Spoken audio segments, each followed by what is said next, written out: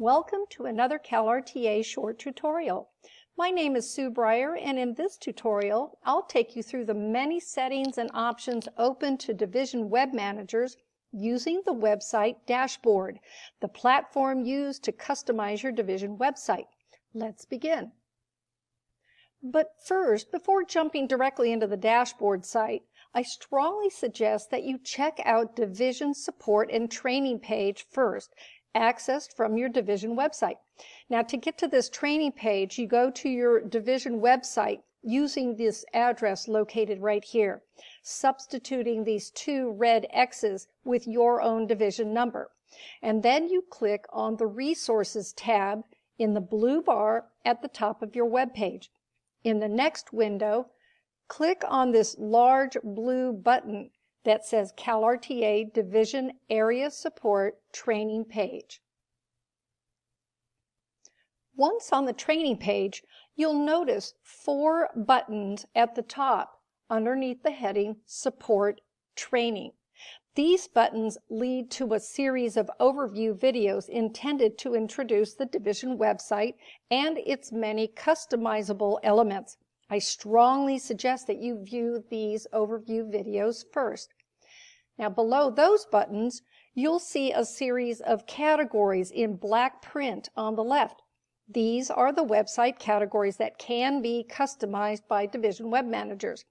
The buttons to the right, as you can see here, provide written handouts, either detailed handouts including text and images, or what we call concise handouts that include only text. Each category also includes a video that verbally follows the handout's step-by-step instructions. These are wonderfully helpful when first learning the ins and outs of adding or editing content on the website. After accessing and reviewing the videos and instructional handouts on the training page, it's time to access the website's dashboard. Now, to do so, type in the web address that you see listed right here, substituting the 2 red X's for your Division number. You'll then see a login menu pictured here on the right. You type in your CalRTA number and then add your password down here, which is your last name in lowercase letters. Then you click the login button. This is what the main page of the Division dashboard looks like. As a helpful tool, you may want to have that training page that we referenced earlier open in a separate tab or even visible side by side with the dashboard if you have a large computer screen. Notice the black menu right here on the left. I'll be taking you through each of the items on the menu in the next series of slides. We'll start with the Media tab. Your newsletters, PDF documents, and photos are all considered media. If you hover over the word Media, you can then choose Library to see all the items currently in your media library. Or you can click Add New when you want to upload a new media item, a PDF document, or a newsletter. There are 2 ways to view your media library.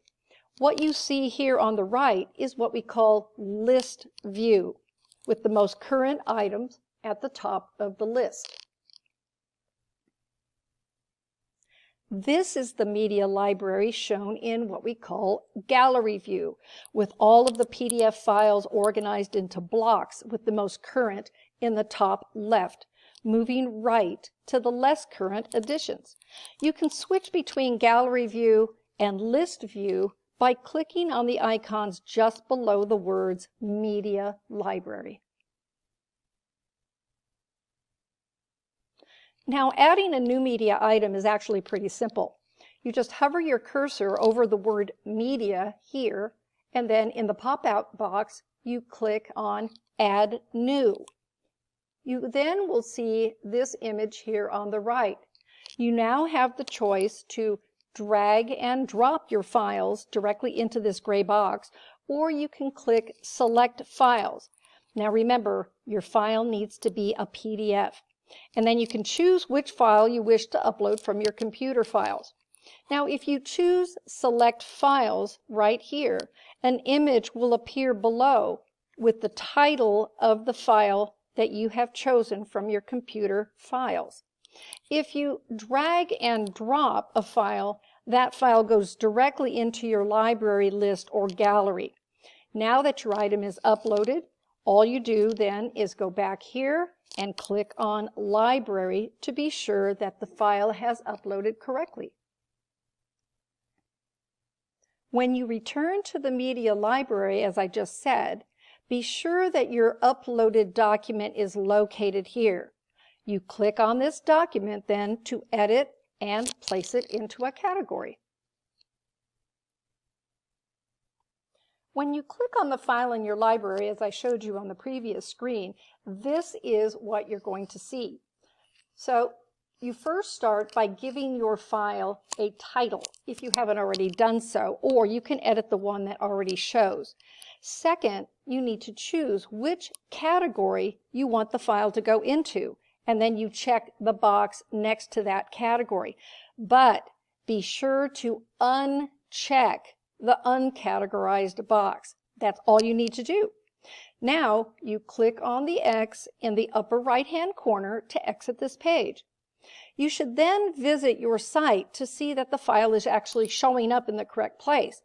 To do so, you hover your cursor just under your division's name on the left side of the black bar, and then you click Visit Site.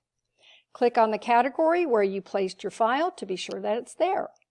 If you wish to delete an item in your library, open the file just as we did before and click the Delete Permanently link in the lower right-hand corner, and then click OK when you see the drop-down box at the top of your page.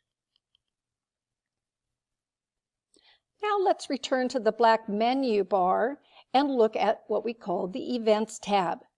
Now when you hover your cursor over the word Events, an additional menu appears. Events up at the top shows you all scheduled events with the most recent event listed first. Add Event is where you add a new or upcoming event. Locations is where you can see all of the event locations that you have previously added, including the names of the location and their addresses. And finally, Recurring Events is a new feature that has recently been added and requires permission from our IT director, Ron Scott. We will cover each of these items in the next few slides. So first off, when you click on the word Events in that black menu that I just showed you, you will see an image like this with all of the events that you've already scheduled. You can see the event name in blue, which is an active link, the location, if there is one, and the date and the time of the event.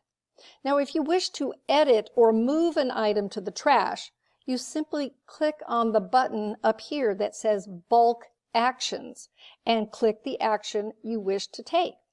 Or you can hover your cursor over the title of the event and a blue menu bar will appear below with a number of options. Now, if you wish to add an event, click the Add Event link at the top of the page next to the word Events. So let's quickly go through the steps of adding an event. From that black menu bar on the dashboard, you'll hover over the word Events and then click on Add Event. Now, when you see this page, you need to first add your title right here at the top. Then on the box in the upper right, click on each category to add the start and end date of the event and the beginning and ending time of the event. Do not click this box that says all day unless your event is 24 hours long. You can now type a message in the large box in the middle, advertising your event, and then using the toolbar up here, add a picture that has been uploaded to your media library, or maybe an RSVP link down below. At the bottom, you'll choose a location. You have two choices. One is no location, and the other is physical location for an in-person event. I'll cover adding a location on the next slide. Once your event information is the way you want it, then you can either save it as a draft, preview it in a different screen, or you can click that blue Publish button to coming events. When in the process of adding an event, if you choose Physical Location, a drop-down menu that looks like this will appear.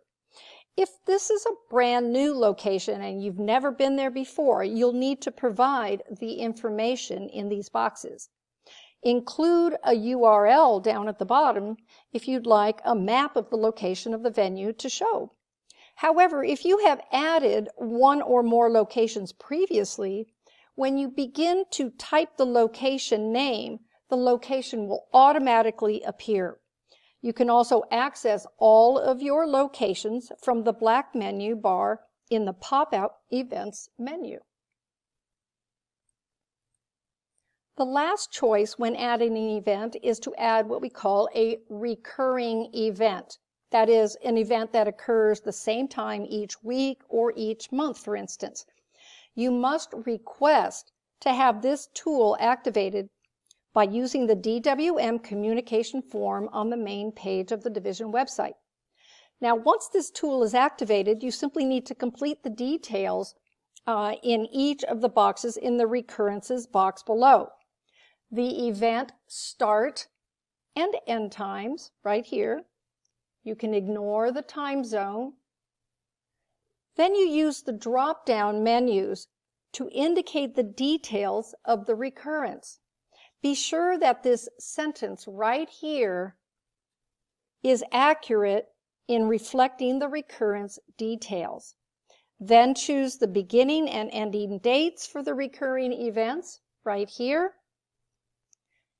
and the total time of the span of events.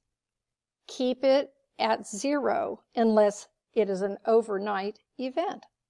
Finally, go over to the right and click that Publish button to activate this recurring event.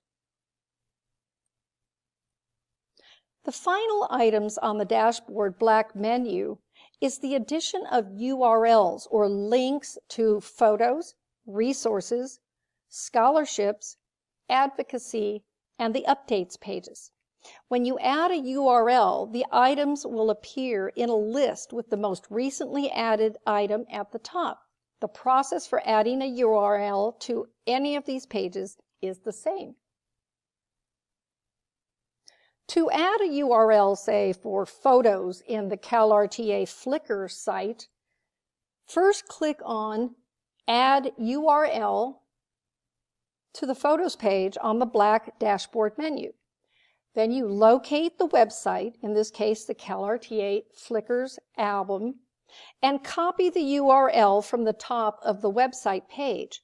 You then paste it into the link address space on the form at the right. In the link description section, give your link a short title that reflects the content of the link. And then you click the Update button in the lower right-hand corner.